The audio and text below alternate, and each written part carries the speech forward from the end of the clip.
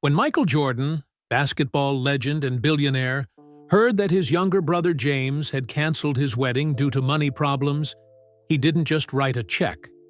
Instead, Michael came up with a secret plan that would help his brother while protecting his pride. Working behind the scenes, Michael began calling wedding vendors one by one, creating a web of lucky coincidences that would give James and his fiancée Tina their dream wedding without them knowing who was behind it all. The venue suddenly found an accounting error. The caterer offered a special discount. The florist had an unexpected opening. As these miracles kept happening, James grew suspicious, but couldn't prove his famous brother was pulling strings. Michael's quiet generosity showed that sometimes the greatest gift isn't just solving a problem, it's how you solve it. This is a story about family bonds, pride, and the different ways we show love. The morning sun streamed through the windows of Michael Jordan's spacious home in Jupiter, Florida. The house sat on the edge of his own golf course, the Grove 23rd, named after his famous jersey number. Michael sipped his coffee on the back porch, enjoying the peace and quiet. At 59 years old, the basketball legend had settled into a comfortable retirement from team ownership, focusing on his family, his businesses, and his favorite hobby, golf. The morning air was warm but not yet hot, typical for a Florida spring day. Michael planned to play 18 holes later with some friends. He scrolled through messages on his phone, checking in on his Jordan brand business and some charity work he was planning. The phone rang suddenly, breaking the morning calm. Michael glanced at the screen and smiled when he saw his younger brothers. "Name? James, how's it going?" Michael answered cheerfully. "You calling to finally take me up on that golf challenge?" The silence on the other end lasted a bit too long. Michael sat up straighter in his chair. "James? You there?" he asked, his voice now serious. "Yeah, I'm here, Mike," came the reply, but the voice sounded strange, thick with emotion. Michael's grip tightened on his phone. "What's wrong? Is everyone okay?" He heard his brother take a deep breath. "Everyone's healthy. It's not that," James said finally. "It's about the wedding." Michael relaxed slightly. His brother James had been planning to marry his longtime girlfriend, Tina, in 2 months.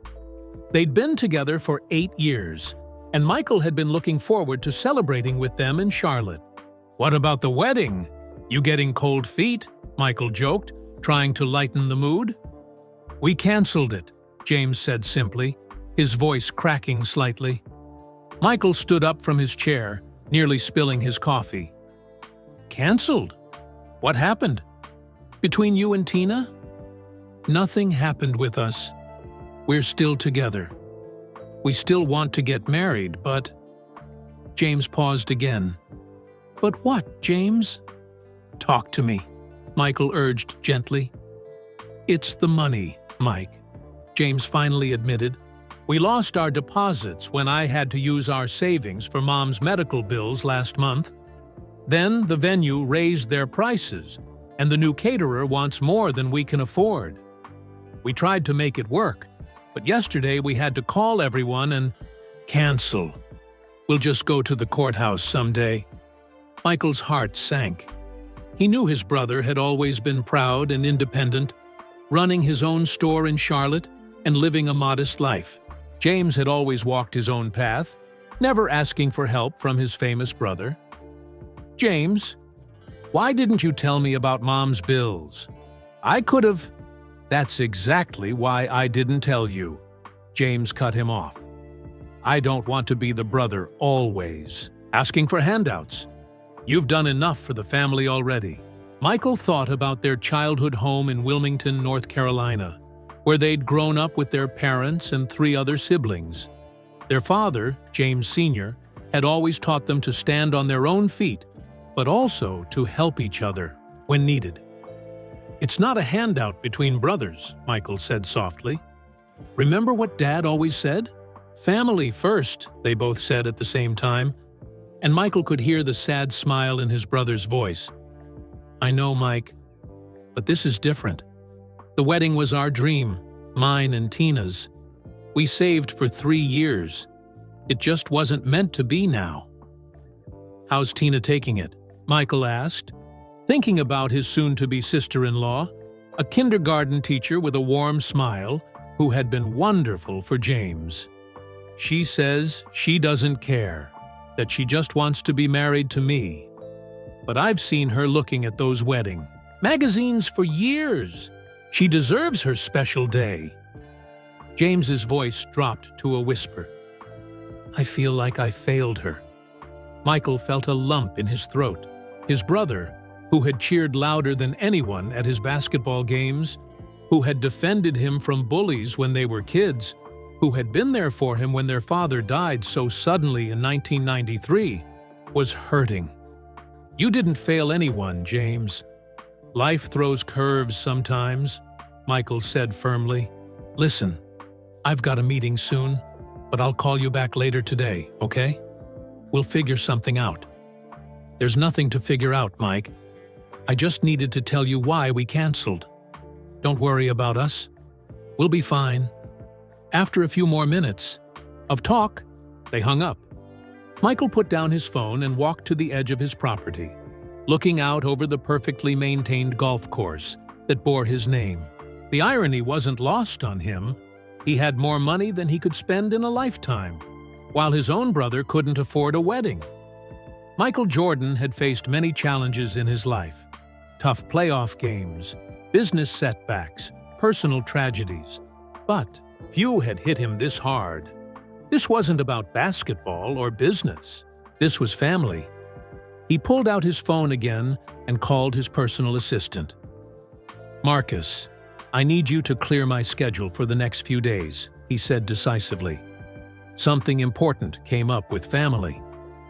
"Of course, Mr. Jordan. Anything I can help with?" Marcus asked. Michael looked back at his house, thinking about his brother's pride and how careful he would need to be. "Actually, yes," Michael replied slowly, a plan already forming in his mind. "I need you to get me some information. Very quietly. I need to know about a canceled wedding in Charlotte." As Michael began explaining his idea, he felt the same determination that had helped him win 6 NBA championships. His brother had always been there for him. Now it was his turn to be there for James. Whether James knew it or not, Michael hung up the phone and walked back into his house, his mind racing with ideas. He headed to his office, a room filled with memorabilia from his basketball career. 6 championship trophies gleamed in a glass case. Framed jerseys hung on the walls. Photos of great moments covered another wall. Dunking from the free throw line, holding up championship trophies, playing baseball during his break from basketball.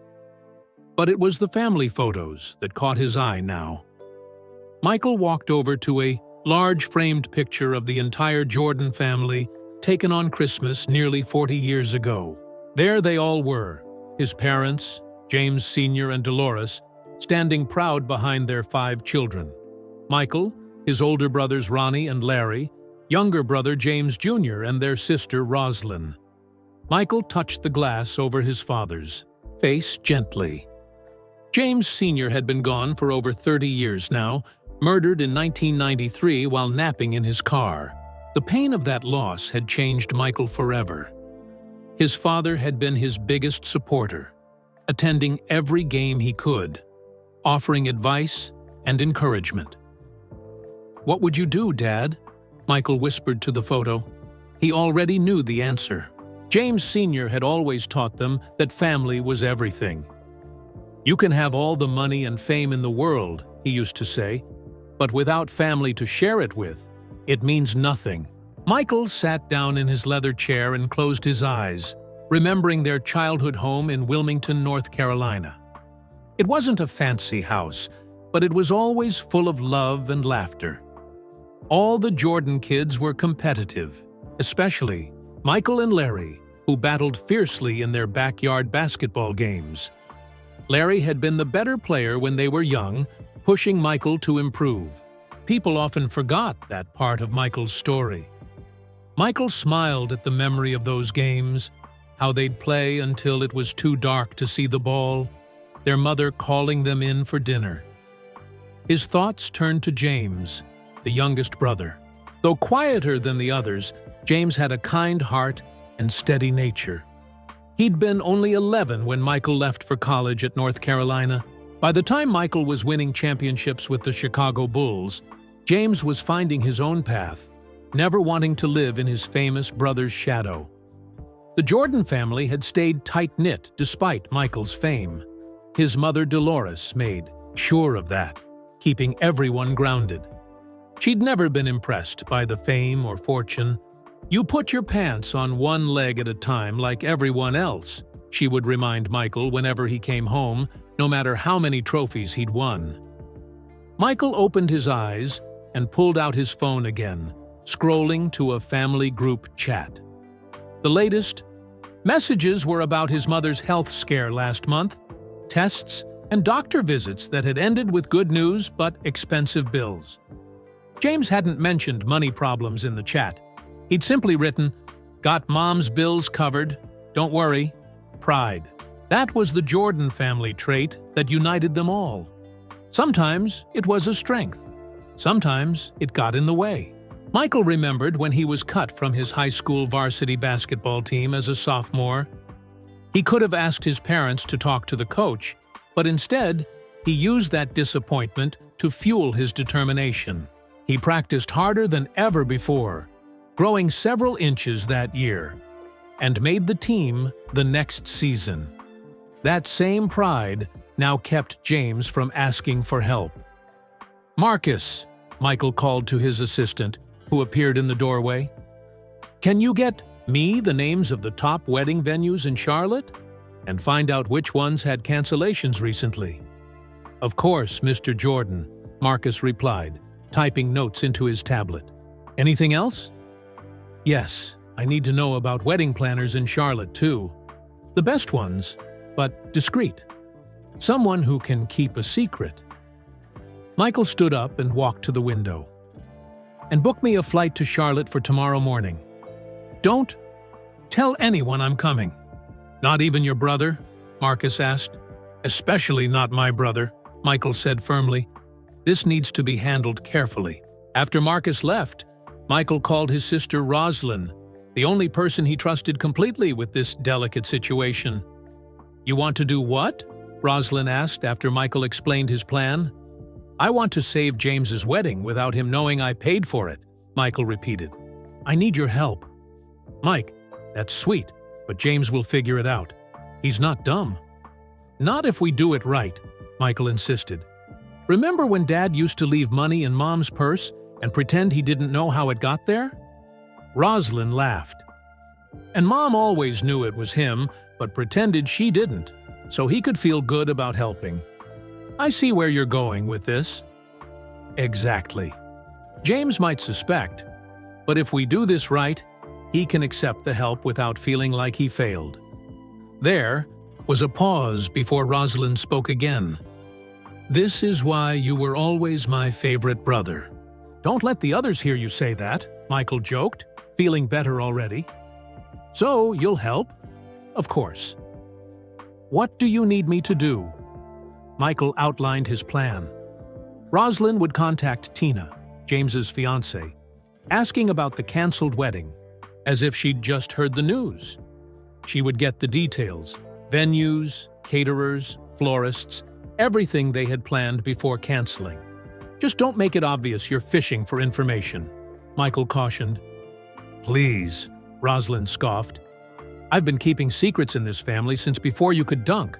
I've got this." After finishing the call with his sister, Michael walked over to another photo on his wall. This one showed a younger Michael with his arm around James at the Bulls championship celebration in 1998. James was beaming with pride for his brother. Michael remembered how James had defended him in school, when other kids were jealous of his growing basketball success. how James had sat with him for hours after their father died, sometimes not speaking, just being there. How James had never once asked for money or favors, even when times were tough. "Your turn to win, little brother," Michael said to the photo, picked up his phone one more time and called his old friend and teammate, Charles Oakley, who lived in Charlotte. "Oak, I need a favor, man," Michael said when Oakley answered, "and you can't tell anyone about it. Not a soul." As the sun set over his Florida home, Michael Jordan, the man known for his fierce competitiveness on the basketball court, showed a different kind of determination. This wasn't about winning a game or making a business deal. This was about family. This was about love. And Michael Jordan played to win. The next morning in Charlotte, North Carolina, James Jordan Jr. unlocked the front door of his store, Jordan's Corner, a sports memorabilia shop in a small shopping center. The morning light cast long shadows through the windows as James flipped on the lights and began his daily routine. The walls were covered with framed jerseys, signed basketballs, and photos of sports heroes. Yes, there was plenty of Michael Jordan merchandise. The customers expected that. But James had worked hard to make the store about more than just his famous brother. James was 46 years old now, with the same warm smile as his father, but quieter, more reserved than the rest of the Jordan family. He had the same competitive spirit, just channeled differently. While growing up in Wilmington, he'd learned early that basketball wouldn't be his path. Not with Larry and Michael, setting such a high bar. Instead, he'd found his own way. As he checked the register for the day, his phone buzzed with a text from Tina. "How are you feeling today? Love you." The message read. James sighed. Tina had been so understanding about canceling the wedding. Too understanding. That almost made it worse. "Doing okay? Love you too. See you tonight," he typed back. The truth was, he wasn't doing okay. He had spent 3 years saving for the perfect wedding, wanting to give Tina the day she deserved. They had planned everything. A beautiful ceremony at the Moorhead Manor, a historic home in Charlotte, with gardens for the pictures, a reception with all their friends and family. Tina had found a perfect dress. Their friends had booked flights, and then his mother's health scare happened. The tests, the specialists, the hospital stays. The bills had piled up quickly. James had used their wedding savings without hesitation. Family came first. His mother had recovered fully, thank goodness.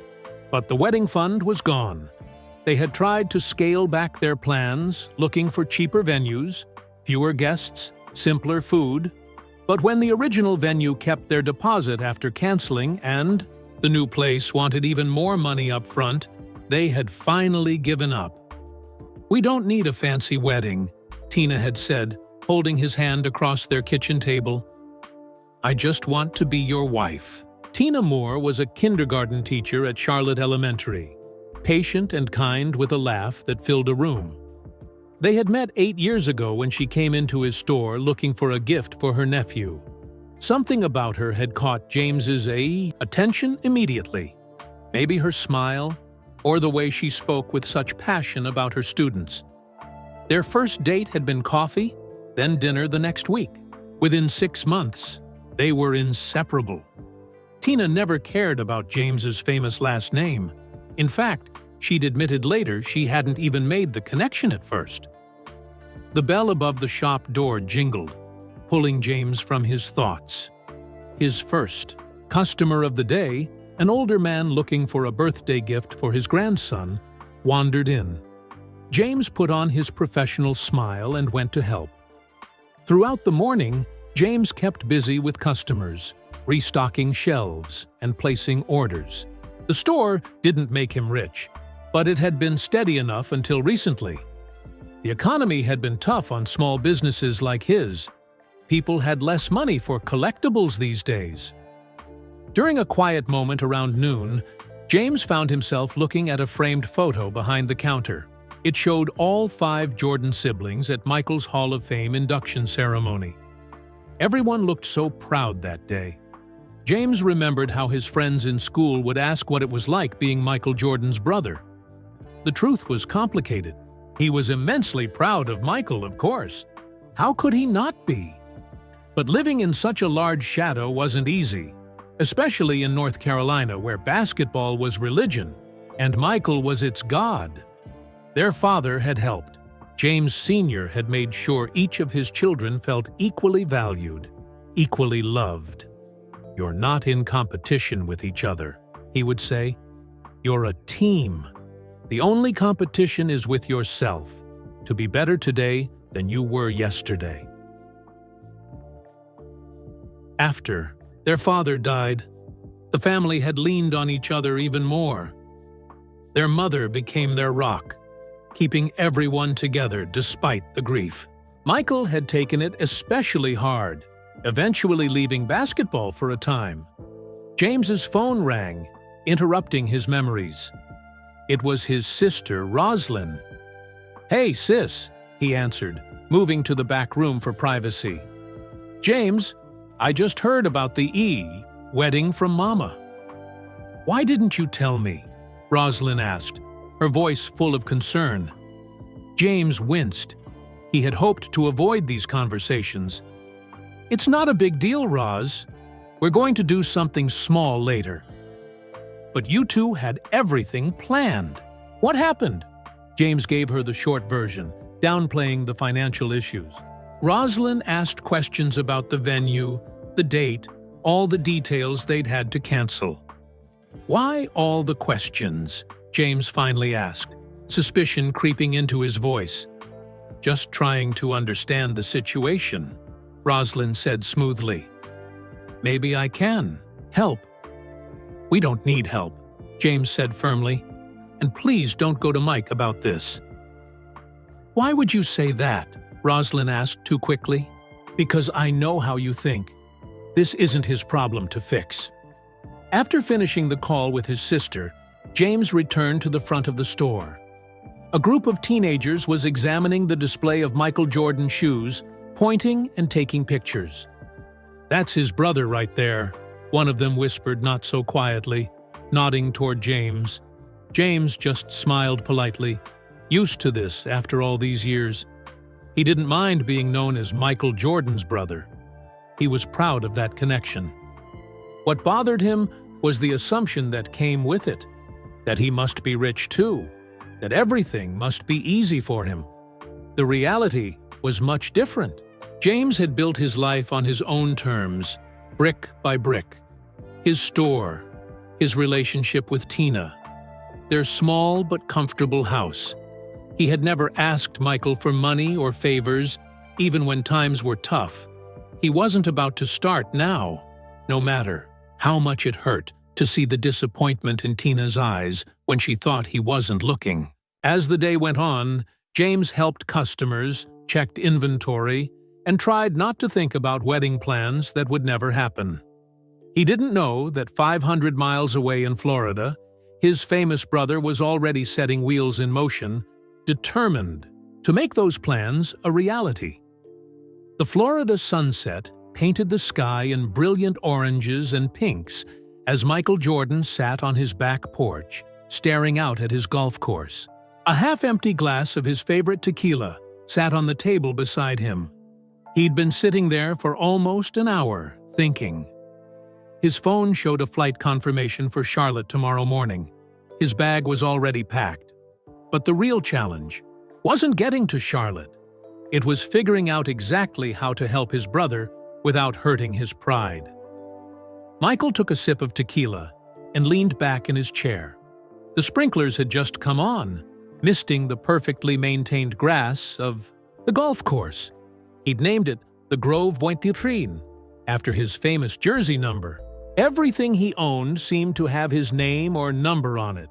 Shoes, restaurants, even this golf course. Fame had been good to Michael Jordan. Very good. His basketball career had made him rich, but his business decisions afterward had made him a billionaire. The Jordan brand alone generated billions in sales every year. He could buy almost anything he wanted, but he couldn't buy his brother's pride. That was something money couldn't touch. Michael pulled out his phone and looked at the notes his assistant Marcus had sent. There were 3 wedding venues in Charlotte that had cancellations in the next month. One of them was Moorhead Manor, a historic home with beautiful gardens, exactly the kind of place James and Tina would love. His sister Roslyn had texted earlier, with more details she'd gotten from her call with James. The original wedding date had been June 15th, just 6 weeks away. About 80 guests were expected. They had chosen blue and silver for their colors. "Most of the deposits are gone," Roslyn had written. "They lost almost everything when they canceled. James is taking it hard, even though he tries not to show it." Michael rubbed his temples. If he simply offered to pay for everything, James would refuse. He had to be smarter than that, more creative. Like setting up a play on the basketball court, he needed to think several moves ahead. The sound of footsteps made Michael look up. His wife was walking toward him, carrying a light jacket. "It's getting cooler," she said, draping the jacket over his shoulders before sitting in the chair next to him. "Still thinking about James?" Michael nodded. "I need to help him, but I can't let him know I'm helping." "Why not just tell him the truth? That you want to do this because he's your brother, and you love him?" Michael smiled sadly. "Because I know James. He's been living in my shadow his whole life. He needs to feel like he can handle his own problems. So what are you going to do?" "I'm not sure yet, but I know I need to be careful. This isn't about money, it's about respect." His wife patted his hand. "You'll figure it out. You always do." After she went back inside, Michael pulled up some old family photos on his phone. There was one from Christmas 1982, before he was famous. The whole family was crowded around the tree in their Wilmington home, laughing and opening presents. Michael zoomed in on James's face. He was just a kid then, looking at his older brother with pure admiration. No complications, no shadow of fame between them. Just brothers. Another photo showed James at Michael's first NBA championship celebration in 1991.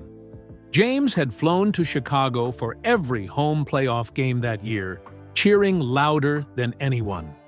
When the Bulls won the championship, James had been right there on the court, hugging Michael with tears in his eyes.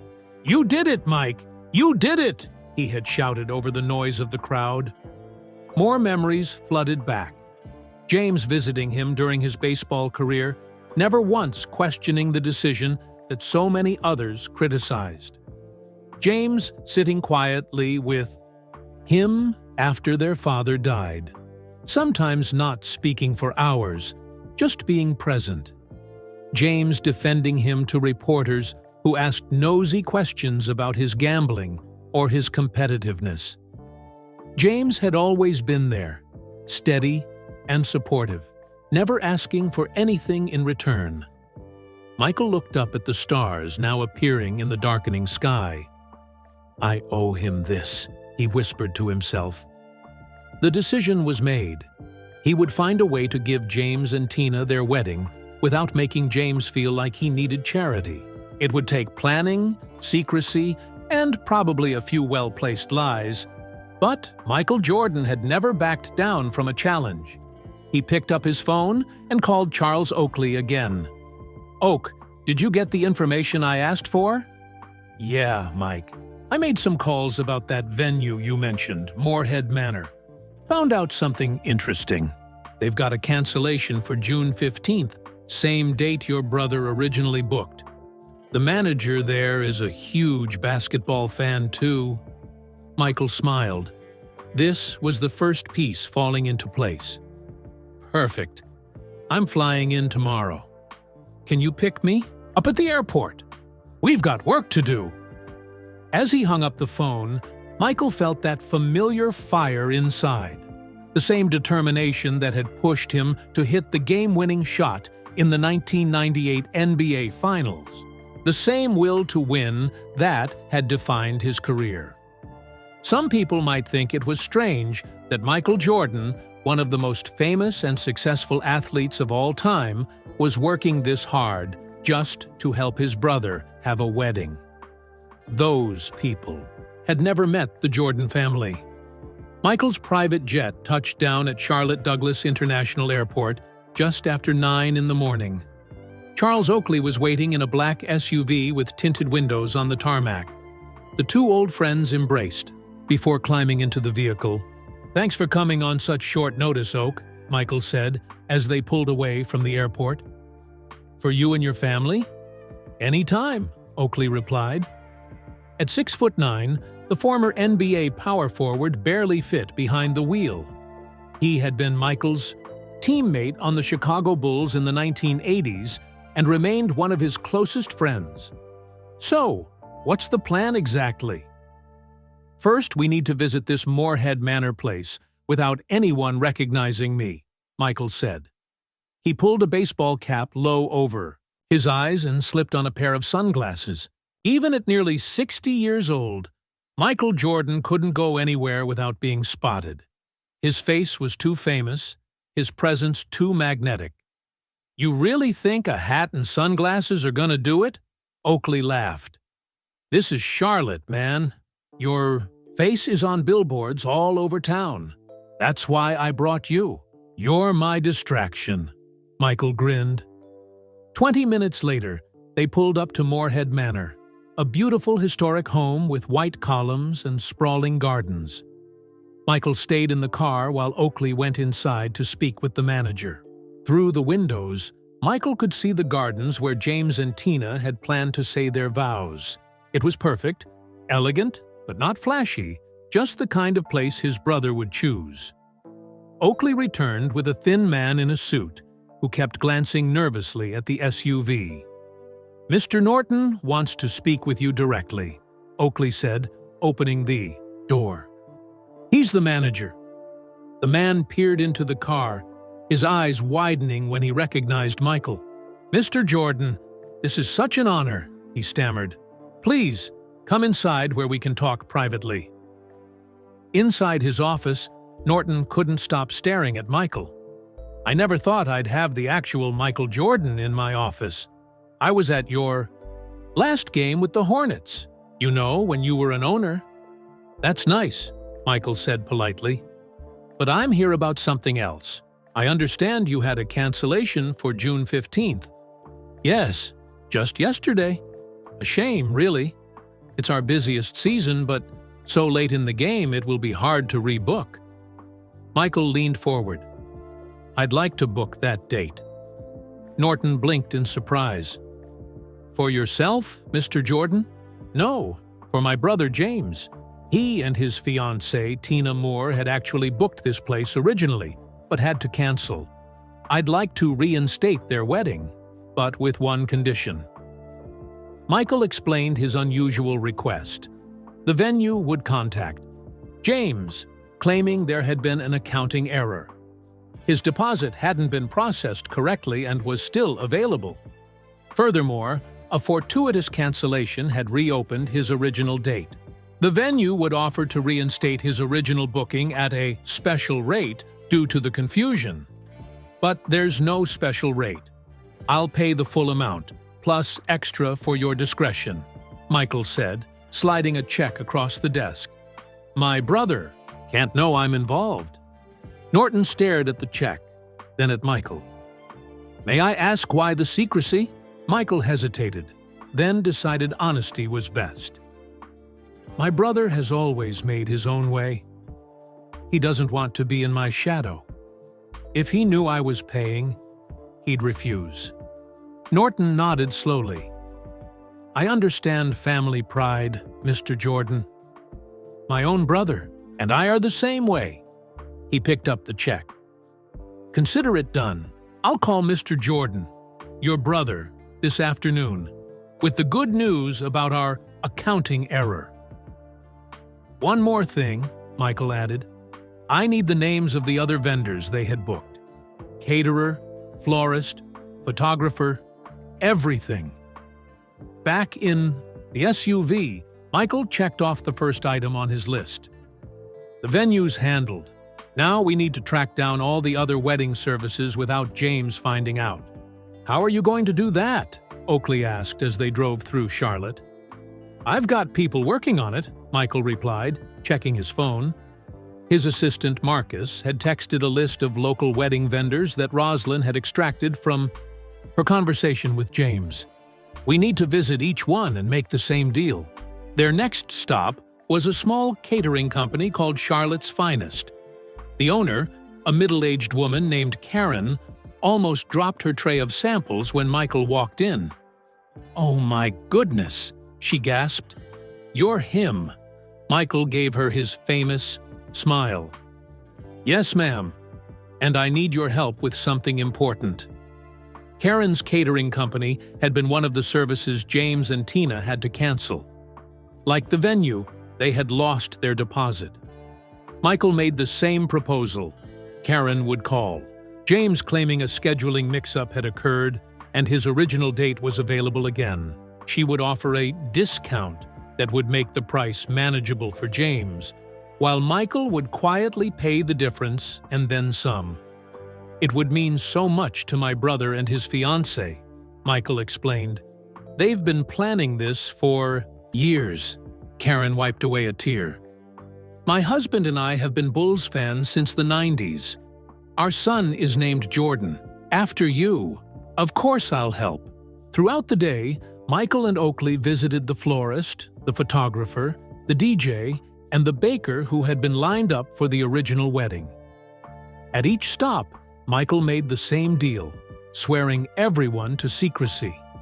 Each vendor would contact James with a story about why they could suddenly accommodate his wedding at a reduced rate.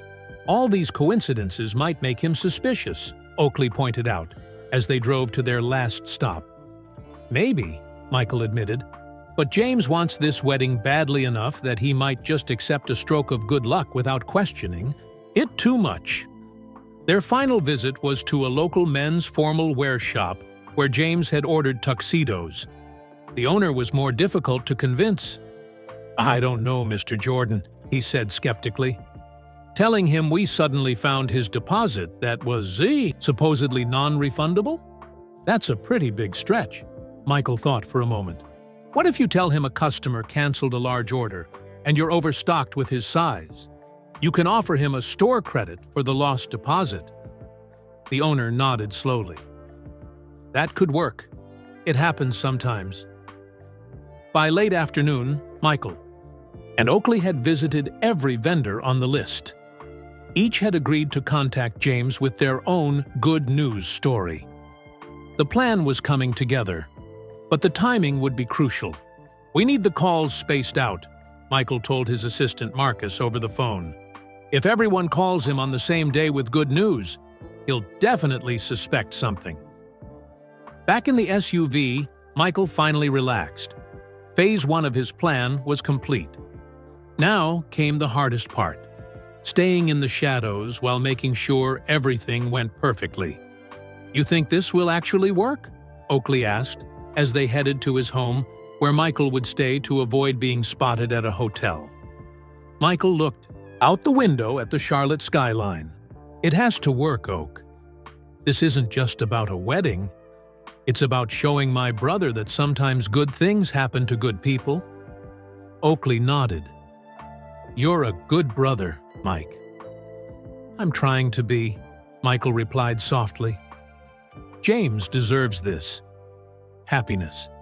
And if I have to pull a few strings behind the scenes to make it happen, that's what I'll do." As the SUV turned onto a quiet suburban street, Michael's phone buzzed with a text from Rosalind. "James just called me. Moorhead Manor contacted him about an accounting error. He's suspicious, but excited. Plan is in motion." Michael smiled. The game was on. The next morning, Michael sat at Charles Oakley's kitchen table, drinking coffee and making calls. His list of allies was growing. Oak had already reached out to several former basketball players who lived in the Charlotte area, or had connections there. Del Curry's in, Oakley reported, joining Michael at the table. He owns part of that restaurant downtown and says he'll handle the rehearsal dinner. Told him to make it seem like a last-minute cancellation opened up their private room. Michael nodded approvingly. Del Curry had played for the Charlotte Hornets when Michael was the team owner. His son Steven had gone on to become one of the greatest shooters in NBA history. "What about transportation?" Michael asked. James mentioned they had to cancel the limo service too. "Already on it," Oakley replied. "My cousin runs Carolina Elite Limos. He's calling James today about a community goodwill program they're launching. First 5 weddings of the summer. Get free transportation," Michael laughed. "Think he'll buy that?" "Would you?" Oakley asked. "Probably not," Michael admitted. "But I'd want to, especially if everything else was falling into place." Michael's phone rang. The screen showed Scottie Pippen's name, his former teammate, and one of the greatest forwards to ever play the game.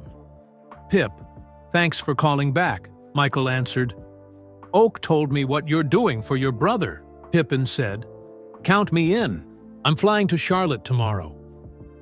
"You don't have to come all the way here," Michael protested. "Too late. Already booked the flight," Pippen replied.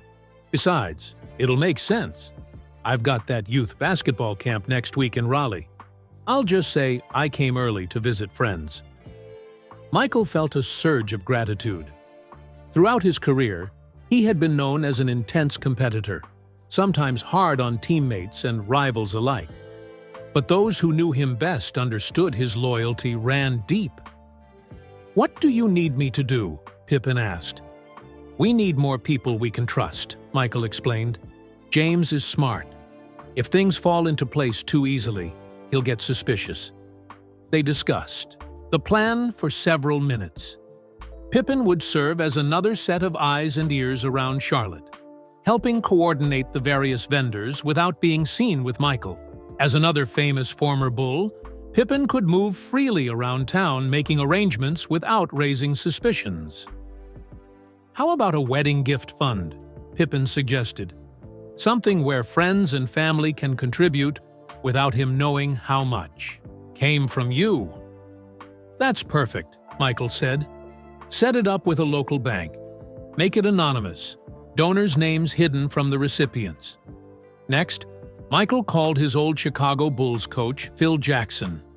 Though not able to travel to Charlotte due to prior commitments, Jackson offered wisdom in his usual philosophical manner. "The greatest gift may be allowing your brother to believe he accomplished this himself," Jackson said.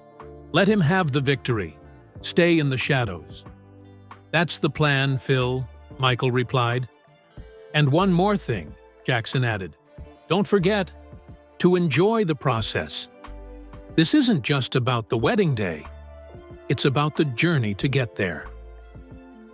After hanging up, Michael looked at the growing list of people helping with his secret mission.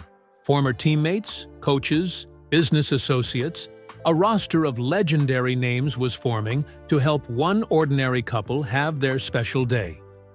A text came in from Isaiah Thomas, Michael's fierce rival during their playing days. Their relationship had been famously contentious, especially during the heated Chicago-Detroit playoff battles of the late 1980s. "Heard what you're doing for your brother," the message read. "Respect. My foundation works with a florist in Charlotte. They'll handle the flowers, cost covered. No questions asked." Michael stared at the phone in surprise. Even Isaiah was offering help. Basketball rivalries might last forever, but family transcended all of that.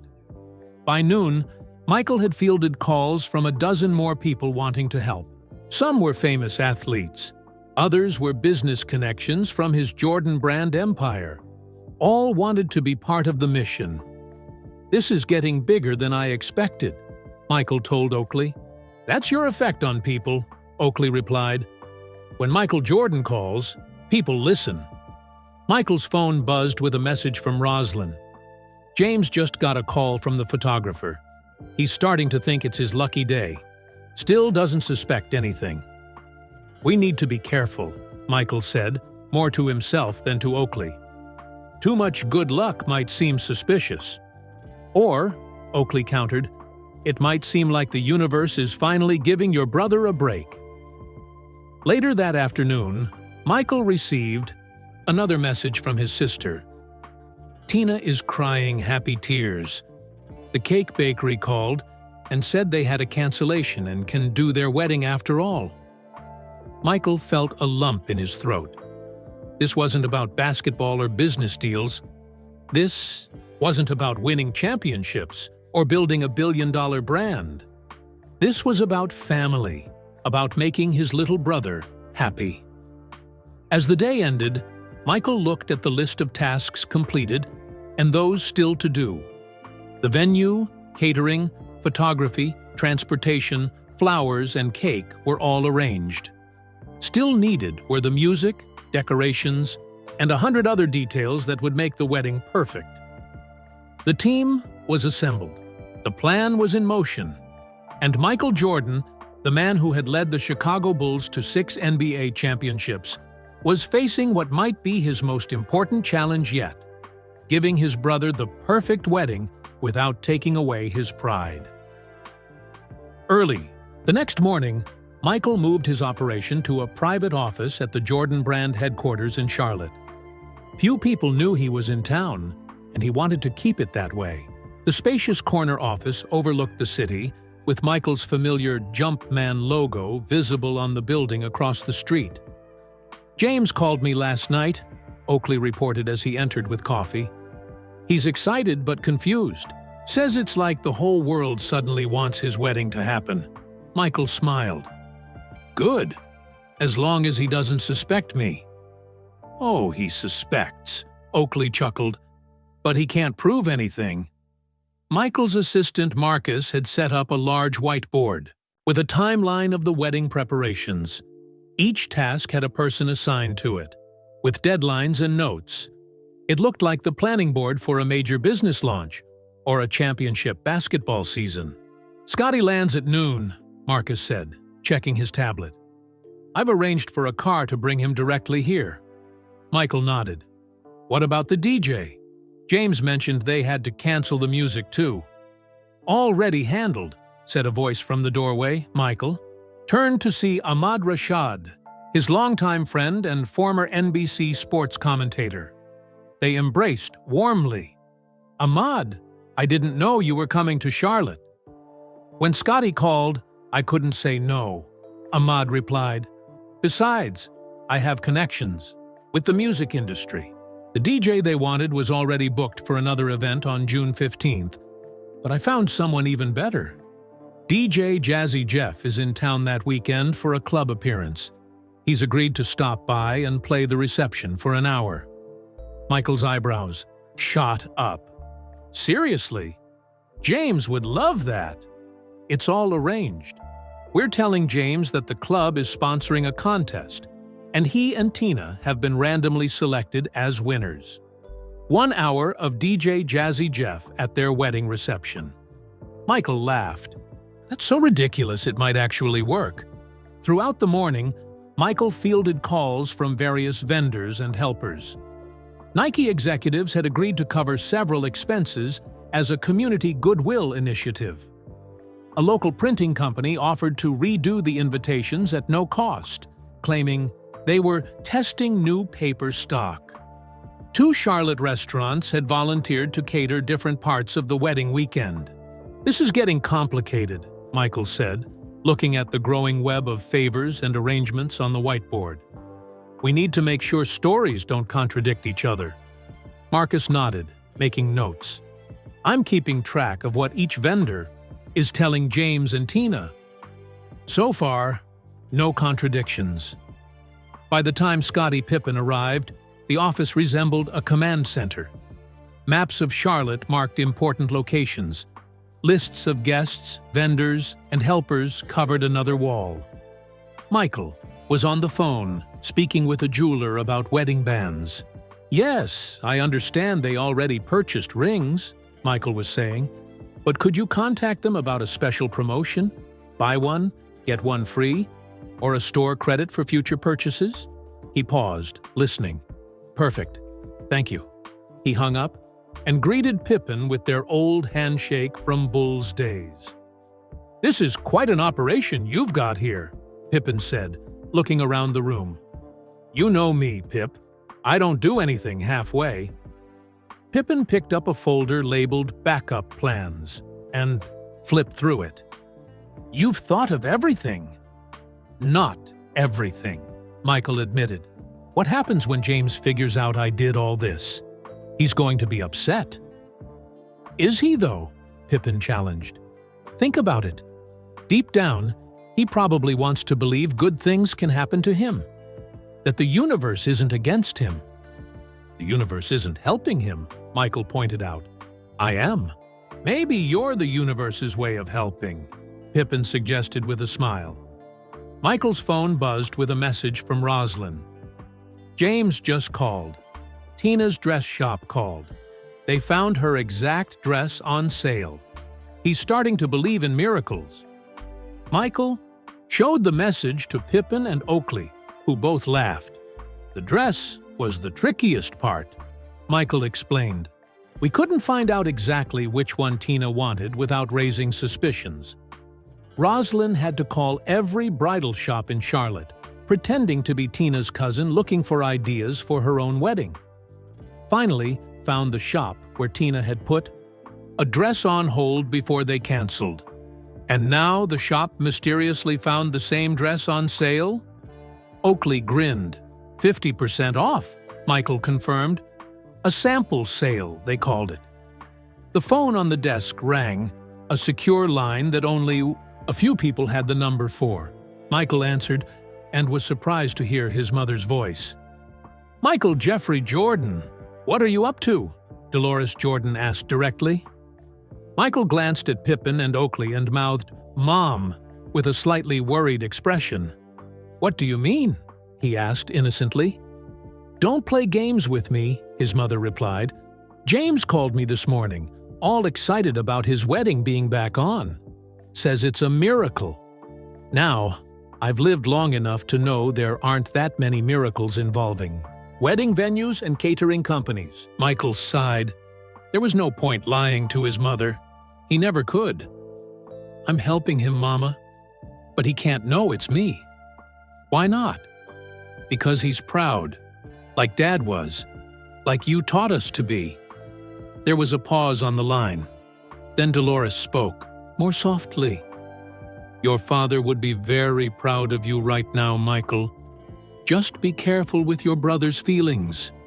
Pride is a complicated thing." "I know, Mama. That's why I'm being so careful." After hanging up, Michael stared out the window at the Charlotte skyline. He was walking a fine line between helping his brother and respecting his independence. If James discovered too soon that Michael was behind everything, he might cancel the wedding again out of pride. The office door opened, and a young woman from the marketing department poked her head in. "Mr. Jordan, there's a call from James Jordan on line 2. The room went silent. Michael looked at Pippin and Oakley, both of whom appeared concerned. "Did he ask for me specifically?" Michael questioned. "No, sir. He called the main office line, asking about promotional items for his store. The receptionist recognized the name and put him through to marketing." "But since you're here..." Michael shook his head. "Transfer the call to Greg in merchandise. Don't mention I'm in the building." After the woman left, Oakley whistled low. "That was close." "Too close," Michael agreed. "I need to be more careful. If James finds out I'm in Charlotte, he'll know. Something's up." The rest of the day was spent coordinating various aspects of the wedding rescue mission. Michael worked the phones from his office, while Scotty and Oak ventured out into Charlotte to meet with vendors in person. By evening, almost everything was arranged. The wedding was back on track, with most of the original plans restored and several upgrades added. Through a complex web of favors, discounts, and mysterious lucky breaks, James and Tina would get the wedding they had dreamed of. Michael sat alone in the office after everyone else had left, looking at a photo of James on his phone. His younger brother was smiling in the picture, arm around Tina at a family barbecue last summer. "I hope I'm doing the right thing," Michael whispered to the empty room. His phone buzzed with a final message for the day from Roslyn. "James just told me he thinks someone up there is looking out for him and Tina. If only he knew it was his big brother down here pulling the strings." Michael smiled. For now, at least, the plan was working. His invisible hand was guiding his brother's wedding back on track, and James was none the wiser. Tomorrow would bring new challenges, but for tonight, Michael Jordan, the master of the fadeaway jumper, was successfully fading into the background, exactly where he needed to be. The next morning, James Jordan unlocked his store with a lighter step than he'd had in weeks. The string of fortunate events over the past few days had lifted a weight from his shoulders. The wedding was back on, and somehow, miraculously, it was going to cost less than they had originally planned. The bell above the door jingled as his first customer of the day entered, a teenage boy and his father looking for basketball shoes. "We have the new Air Jordans in stock," James said with a smile. "Just got them yesterday." "Cool," the boy exclaimed. "Did you ever meet Michael Jordan? I mean, since you have the same last name and all?" James smiled. He got this question at least once a day. "He's my brother, actually." The father looked skeptical. "For real? You're Michael Jordan's brother?" James nodded and pointed to a framed photo behind the counter, showing him and Michael at a family gathering. "Whoa!" the boy gasped. "That's so awesome! What's he like?" "He's just my brother," James said simply. "Competitive, stubborn, generous when you least expect it." After the customers left with their purchase, James checked his phone. 3 missed calls, all from vendors related to the wedding. He called the first one back, a local event planner. "Mr. Jordan, this is Patricia from Elegant Events. I'm calling because we've had a last-minute opening in our schedule for June 15th. I understand that was your original wedding date. We normally book 6 months in advance, but another client just postponed their event." James frowned. This was getting weird. "What exactly does your company do?" "We handle all the small details, setting up decorations, coordinating vendors, on the day, making sure everything runs smoothly. Our services would normally cost $3,000, but because of the late notice, we're offering a special rate of just $800, another lucky break." James thanked the woman and said he'd discuss it with his fiancée. The second call was from a local hotel. "We understand your wedding guests might need accommodations for June 15th. We've had a large group cancellation and can offer a block of rooms at half our normal rate." The third call was even more surprising, a wedding videographer offering a 2-camera package for a fraction of the usual price, claiming they were building their portfolio and needed summer weddings. James hung up the phone and stared at it suspiciously. One lucky coincidence was believable. 2 might be good fortune, but this many? Something didn't add up. His phone buzzed with a text from Tina. "You won't believe this. The bridal shop called. They found my exact dress at another location. And it's 50% off." James felt a mixture of emotions. Joy that their wedding plans were coming together again. Relief that it would cost less than they had feared. But also a growing suspicion that these coincidences weren't coincidences at all. During his lunch break, James closed the shop and drove to Moorhead Manor, the wedding venue that had mysteriously found an error in their accounting. He wanted to see the place again and, just maybe, find some answers. The manager, Mr. Norton, greeted him with a smile that seemed a little too eager. "Mr. Jordan, what a pleasant surprise. Are you here to discuss the details of your June 15th ceremony?" "Actually," James said carefully, "I'm curious about something. How exactly did you discover this accounting error with my deposit?"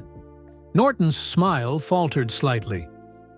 "Oh, well, our quarterly audit revealed several inconsistencies. Yours wasn't the only account affected. And the cancellation that reopened my date, that was just lucky timing?" "Extremely fortunate, yes," Norton nodded vigorously. "The bride developed severe allergies to our garden flowers, had to cancel entirely." James looked around the elegant venue, trying to spot anything out of place, any clue to what was really happening. The explanation sounded reasonable, but something felt off. "Is there anything else I can help you with today?" Norton asked, clearly anxious to end the conversation. "No, that's all," James replied. "Thank you for your time." As he walked back to his car, James stopped suddenly. Near the entrance, a black SUV with tinted windows was parked. It looked exactly like the kind of vehicle his brother Michael usually rode in when visiting Charlotte. James walked closer, trying to see inside, but the windows were too dark. Back at his store, James called Tina. "Do you think it's strange?" he asked after telling her about all the calls. "All these vendors suddenly offering us discounts and finding openings on the exact date we wanted?" "It's incredible luck," Tina agreed. "But why question it? We're getting our wedding back, James. Isn't that what matters?" "Of course," he said. "It's just, I can't help thinking someone's behind all this." There was a pause before Tina spoke again. "You think it's Michael, don't you?" James sighed. "Who else could pull something like this off?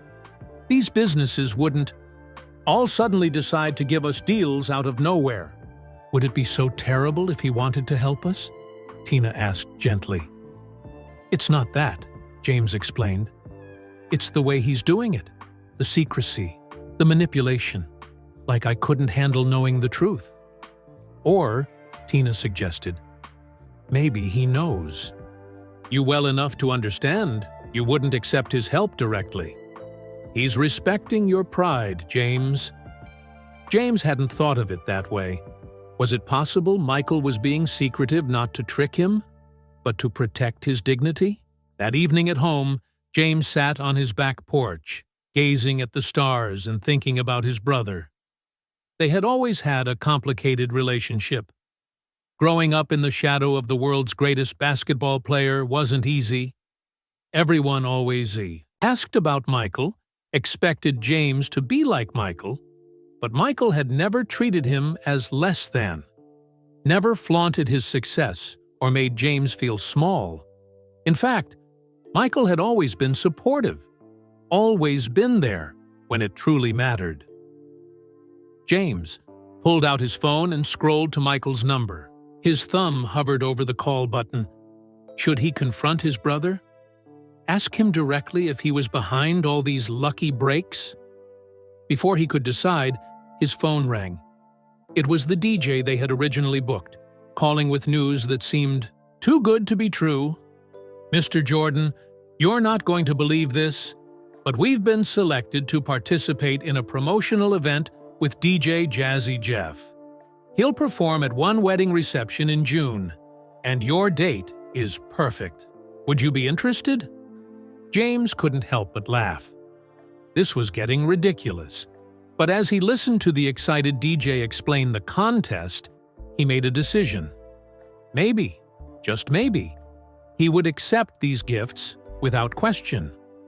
If Michael was behind it all, there would be time enough to thank him or confront him later. For now, their wedding was back on, and somehow, impossibly, it was going to be even better than they had dreamed. The next morning, James woke up early. He made coffee and sat at the kitchen table. making a list of all the coincidences that had happened in the past few days. The venue, the caterer, the photographer, the florist, the DJ, the dress, the hotel rooms, the videographer, the tuxedos, the transportation. Every single aspect of their wedding had mysteriously fallen back into place, often at reduced prices. The logical part of James's brain knew this couldn't be random chance. Someone had to be pulling strings. His phone rang, interrupting his thoughts. Michael's name flashed on the screen. James took a deep breath before answering. "Hey, Mike." "James, how's it going, little brother?" Michael's voice sounded casual, perhaps a little too casual. "Things are good," James replied carefully. "Really good, actually." "Oh, yeah. What's going on?" James hesitated. If Michael was behind everything, he was playing dumb remarkably well. And if he wasn't, James would sound crazy explaining his suspicions. "The wedding's back on," James said finally. "What? That's great news!" Michael exclaimed, with what sounded like genuine surprise. "What happened?" James gave his brother a brief summary of the strange events of the past few days. The accounting error at the venue, the dress suddenly on sale, the DJ contest, all of it. "That's incredible," Michael said when James finished. "Talk about a lucky break." "Yeah," James agreed, listening carefully for any hint that Michael knew more than he was letting on. "Lucky." "So when is it happening?" Michael asked. "June 15th. "The original date." "Perfect. I'll be there, of course. Wouldn't miss it." They talked for a few more minutes about family matters and their mother's health before hanging up. James sat staring at his phone, more confused than ever. Either Michael was telling the truth and wasn't involved, or he was a much better actor than James had given him credit for. Later that morning, James and Tina met with Mr. Norton at Moorhead Manor to go over the details of their reinstated wedding plans. "Everything is proceeding smoothly," Norton assured them, showing them around the gardens where their ceremony would take place. "The weather in June is typically beautiful, and these roses will be in full bloom." Tina squeezed James's hand, her eyes shining with happiness. "I can't believe this is happening again. It feels like a dream." Norton led them to the ballroom where their reception would be held. "We can accommodate up to 100 guests here. The dance floor is over there, and the DJ will set up in that corner." As Norton continued explaining the layout, James noticed something on a desk in the corner of the room, a legal pad with notes scribbled on it. One line caught his eye. "MJ approved final payment." James's heart skipped a beat. MJ, Michael Jordan. It had to be. "Excuse me," he said, interrupting Norton mid-sentence. "Whose notes are those on the desk?" Norton turned, saw what James was looking at, and quickly moved to block his view. "Oh, those are just some notes for another event. Nothing to do with your wedding." But James had seen enough. His suspicions were confirmed. Michael was behind all of this. On the drive home, James was unusually quiet. Tina noticed and placed her hand on his knee. "What's wrong? You should be happy. Everything's coming together perfectly." "Too perfectly," James muttered. "I saw some notes at the venue. They mentioned MJ approving a payment." Tina's eyes widened. "Michael? You think he's paying for our wedding?" "Not just paying. Orchestrating everything. All these lucky breaks. It's all him, pulling strings behind the scenes." Tina was quiet for a moment before responding. "If that's true, is it really so terrible?" James gripped the steering wheel tighter. "It's not about the money, Tina. It's about him thinking I need to be rescued. Like I can't take care of my own family, my own wedding." "Or maybe," Tina suggested gently, It's about him loving you and wanting to help without hurting your pride. He knows you'd never accept a check from him. James considered this. Would he have accepted direct financial help from Michael? Probably not. His pride wouldn't have allowed it. I just wish he'd been honest with me, James said finally. Are you going to confront him? Tina asked. James thought for a moment, then shook his head. Not yet. Let's see how this plays out. That evening, James called his sister Roslyn. If anyone knew what Michael was up to, it would be her. Hey, Roz, he said when she answered. Can I ask you something? Of course, little brother. What's up? Is Michael paying for my wedding? There was a pause on the line. Too long of a pause? What makes you think that? Roslyn asked carefully. Come on, Roz. All these vendors suddenly calling with special deals? The venue finding an accounting error? It's too much to be coincidence. Roslyn sighed. James, does it really matter where the help is coming from? You and Tina deserve this wedding. Just accept the blessing. It wasn't a denial, which told James everything he needed to know. So he is behind it, James pressed. Is he in Charlotte right now? I think you should talk to Michael about this, Roslyn said, avoiding the question. But maybe not until after. The wedding? Let yourself enjoy this, James. That's all any of us want for you. After hanging up, James called Michael again, but the call went to voicemail. He didn't leave a message. Later that night, he told Tina about his conversation with Roslyn. What are you going to do? She asked, curling up next to him on the couch. James was quiet for a long time before answering. Nothing. At least, not yet. Nothing? Tina looked surprised. If Michael wants to help from the shadows, let him. We'll have our wedding. It will be beautiful. Our families will be there. And afterward, I'll thank him properly. Tina smiled and kissed his cheek. I think that's the right decision. And for what it's worth, I think it's incredibly sweet what he's doing. James nodded slowly. It is sweet. Annoying and controlling, but sweet. The next day, James threw himself into wedding preparations with new energy. He called guests who had been told about the cancellation to give them the good news. He met with the reinstated caterer to finalize the menu. He contacted the minister to confirm he was still available. With each call and each meeting, James looked for signs of his brother's involvement. Sometimes he found them. A vendor who seemed too eager to please.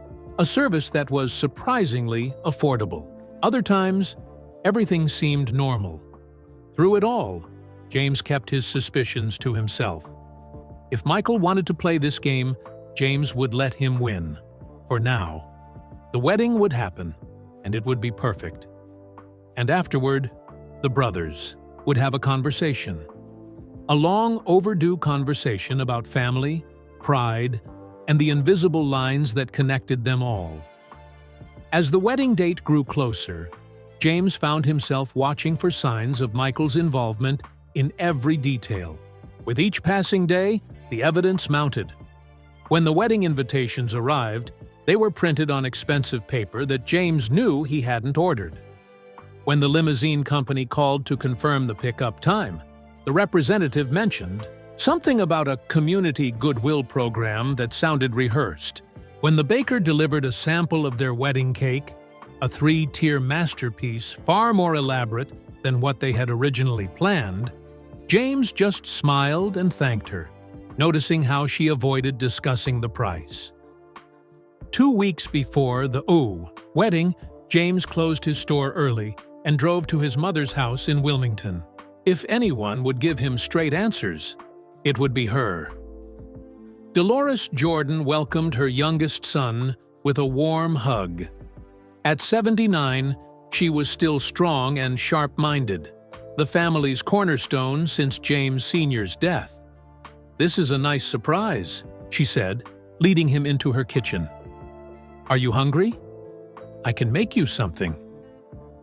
"I'm fine, Mama," James said, sitting at the familiar kitchen table where they had shared countless family meals. "I just wanted to talk to you about something." Dolores studied her son's face carefully. "The wedding?" James nodded. "Have you talked to Michael recently?" His mother busied herself making tea. "He calls me every Sunday, you know that." "Mama," James said gently, "I know what's happening. Michael is behind all these lucky breaks with the wedding vendors." Dolores brought 2 cups of tea to the table and sat across from him. "And if he is, would that be so terrible? I just want to know why he wouldn't tell me directly. Why all the secrecy?" His mother reached across the table and took his hand. "Your brother knows you well, James. He knows your pride. He was trying to help without making you feel like you needed help." "So you knew about this?" James asked. Dolores nodded. "Michael told me after I questioned him about all these coincidences. He swore me to secrecy. Who else knows? Roslyn, Charles Oakley, some others," she admitted. "A lot of people care about you and Tina, James." James stared into his tea. "I'm not sure how to feel about all this." "Feel grateful," his mother suggested.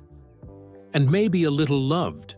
James stayed for dinner, reminiscing with his mother about his father, about growing up in Wilmington, about family holidays and basketball games in the backyard. As he prepared to leave, Dolores walked him to his car. "James," she said, her voice serious, "let your brother do this for you. He needs it as much as you do." "What do you mean?" "Michael has all the money in the world, but sometimes I think he feels disconnected. This is his way of showing love, by solving problems. It's the only way he knows how." James thought about this during the drive back to Charlotte. Was his mother right? Was Michael's secretive help more about Michael's need to give than James's need to receive?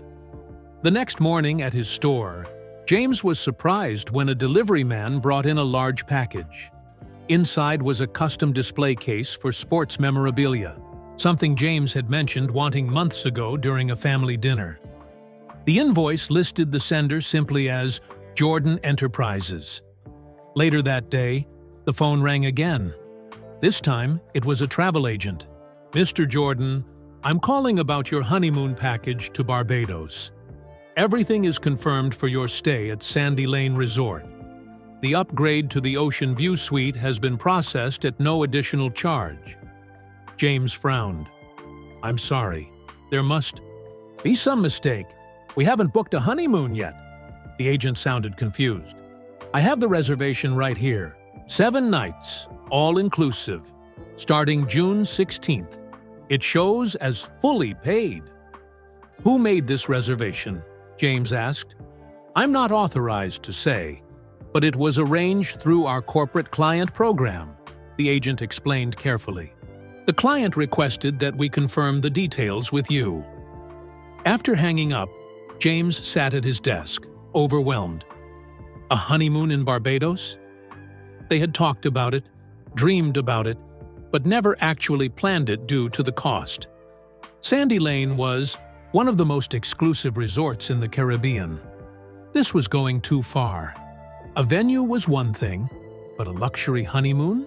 How was he supposed to explain this to Tina without admitting that his famous brother was secretly funding their entire wedding and honeymoon? James picked up his phone to call Michael, then put it down again. Confronting his brother now might disrupt everything. The wedding was less than 2 weeks away. Guests were making travel arrangements. Vendors were finalizing details. No, James decided. He would wait. The wedding would proceed as planned. Michael would attend as a guest, pretending to know nothing about the strange coincidences that had made it all possible. And afterward, when it was all over, the brothers would talk about family, about pride, about the thin line between helping and meddling, about what it really meant to be brothers. The evening before the wedding arrived with perfect June weather in Charlotte. The rehearsal was scheduled for 6 o'clock at Moorhead Manor, followed by dinner at Del Frisco's, one of the city's finest steakhouses. James had been told that the restaurant had a last-minute cancellation in their private dining room. Yet another lucky coincidence. James arrived early at the venue with Tina, watching as their families began to gather. His mother, Dolores, was there, elegant in a powder blue dress. His sister Roslyn arrived with her husband. His brothers Ronnie and Larry came with their wives. Friends from high school and college showed up, along with Tina's large extended family. Michael was conspicuously absent. "Has anyone heard from Mike?" James asked his mother as they waited to begin the rehearsal. Dolores checked her phone. "He texted that he's running late. His flight from Florida was delayed." James nodded, wondering if that was true or if Michael was deliberately arriving late to avoid questions. The rehearsal proceeded smoothly. They practiced the procession, the vows, the ring exchange. The wedding coordinator, another service that had mysteriously appeared at a reduced rate, directed everyone with calm efficiency. Just as they were finishing, a black SUV with tinted windows pulled up to the venue. The driver opened the back door, and Michael Jordan stepped out, accompanied by his wife. "Sorry I'm late," Michael called, walking toward the group with his familiar confident stride. "Air traffic." He hugged his mother, kissed Roslyn on the cheek, and shook hands with his brothers. When he got to James, he pulled him into a bear hug. "Happy for you, little brother," Michael said, and James could hear genuine emotion in his voice. "Glad you could make it," James replied, studying his brother's face for any sign of guilt or secrecy. Michael's expression revealed nothing. After a few more photos at the venue, the wedding party moved to Del Frisco's for the rehearsal dinner. The private dining room was elegantly decorated with flowers and candles. A jazz trio played softly in the corner. Champagne was already flowing when they arrived. James noticed that Michael kept his distance during the pre-dinner mingling, talking with Tina's parents, joking with old friends, never spending too much time with any one person. This was typical. Michael, working the room, being charming, keeping everyone at just the right distance. When they sat down for dinner, James found himself at the head table with Tina on one side, and, by some arrangement of the place cards, Michael on the other. James couldn't help wondering if his famous brother had orchestrated even this small detail. As the appetizers were served, Michael turned to James. "Everything coming together okay for tomorrow?" "Surprisingly well," James replied, watching his brother closely. "We've had some amazing luck in the past few weeks." Michael took a sip of his wine. "Sometimes things just work out." "Do they?" James asked. "Or do they get worked out by someone behind the scenes? A flicker of something? Surprise? Concern?" crossed Michael's face before his expression returned to neutral. "What do you mean?" Before James could respond, the restaurant manager approached their table. "Mr. Jordan, the chef has prepared a special tasting menu for your party tonight. It's not on our regular menu, something he created just for this occasion." "That sounds fantastic," Michael answered smoothly. "Please thank him for us." James waited until the manager walked away before turning back to his brother. "See what I mean? Special treatment everywhere we go." Michael shrugged. "The Jordan name opens doors. Always has." "Does it open doors for me or for you?" James asked quietly. A look of understanding passed between the brothers. For a moment, James thought Michael might confess everything. Instead, his brother changed the subject. "Remember Dad's old sayings about weddings? He always claimed that rain on your wedding day meant a lucky marriage." James smiled despite himself. "Good thing the forecast for tomorrow is clear and sunny." "Dad would have loved Tina," Michael continued. "She grounds you, reminds me of how Mom was with Dad. The mention of their father shifted something in James. The tension he'd been carrying eased slightly. Whatever game Michael was playing, whatever strings he was pulling, it came from a place of love. The same love their father had taught them all. As dinner progressed, James observed Michael interacting with the other guests. Despite his fame and wealth, Michael had always had a gift for making people feel comfortable. He remembered names, asked about children and jobs, laughed at the right moments.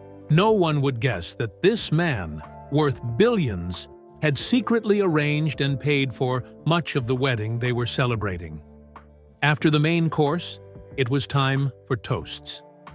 Tina's father went first, raising his glass to welcome James to their family. Rosalind spoke next, sharing sweet memories of James as a child. Then it was Michael's turn. The room fell silent as Michael stood, glass in hand. Even those who had known him for years still felt the power of his presence. "Little brother," Michael began, his deep voice carrying through the room without effort. "I remember the day you were born. I was 11 years old, and Dad let me hold you in the hospital. You were so small, but you had these intense eyes, like you were already figuring out the world." James felt a lump forming in his throat as Michael continued.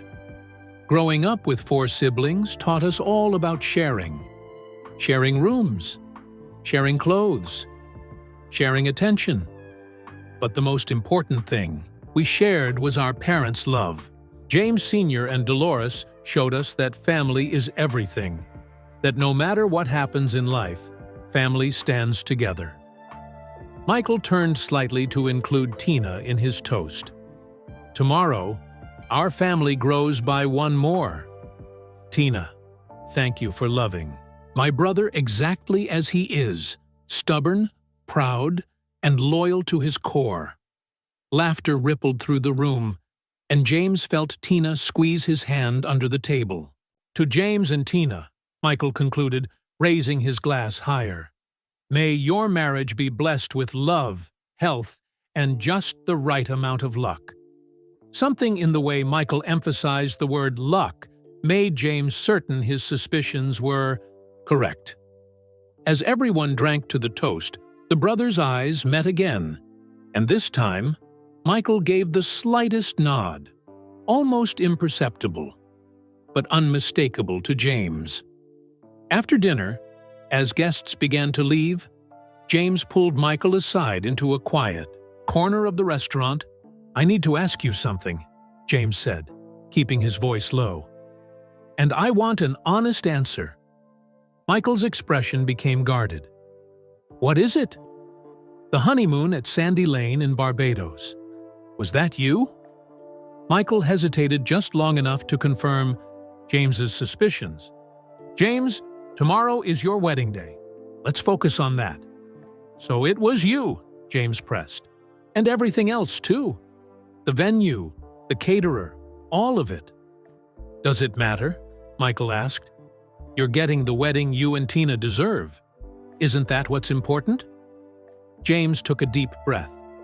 "After tomorrow, you and I are going to have a serious conversation about boundaries, about respect." Michael nodded slowly. "Fair enough. But for now, can we just celebrate? Your wedding is tomorrow, little brother. Everything else can wait." Looking at his brother, the man who had conquered the basketball world, built a business empire, and apparently orchestrated an entire wedding in secret, James felt his anger softening. Whatever Michael's methods, his intentions were good. "Okay," James agreed finally. "Tomorrow is about Tina and me. But after that, we'll talk," Michael promised, brother to brother. As they rejoined the remaining guests, James felt both tension and relief. The truth was finally coming to the surface. But first, there was a wedding to celebrate.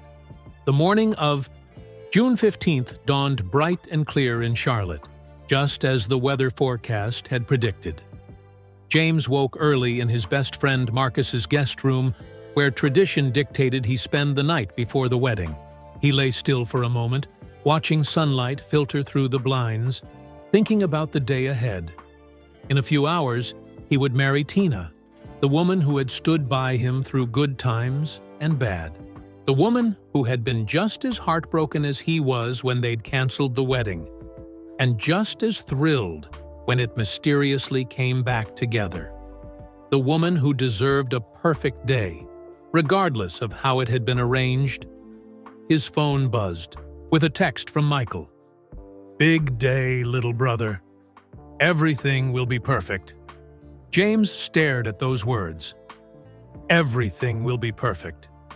A statement, not a wish, as if Michael had personally guaranteed it, which James now knew he essentially had.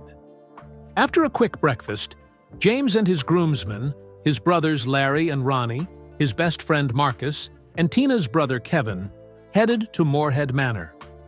They were directed to a suite of rooms set aside for the groom's party, complete with refreshments, comfortable seating, and a large-screen TV showing a basketball game.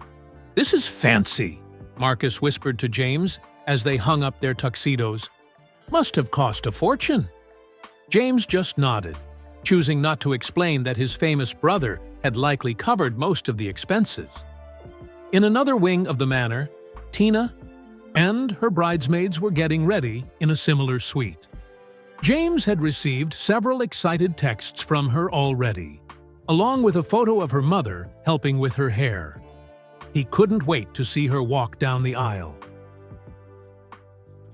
Around 11 o'clock, there was a knock at the door. Larry opened it to find Michael standing there, already dressed in a perfectly tailored suit. "Mind if I talk to the groom alone for a minute?" Michael asked. The others filed out, giving the brothers privacy. Michael sat across from James, studying him with the intense focus he was famous for. "You okay?" Michael asked. "I'm getting married." "Today," James replied.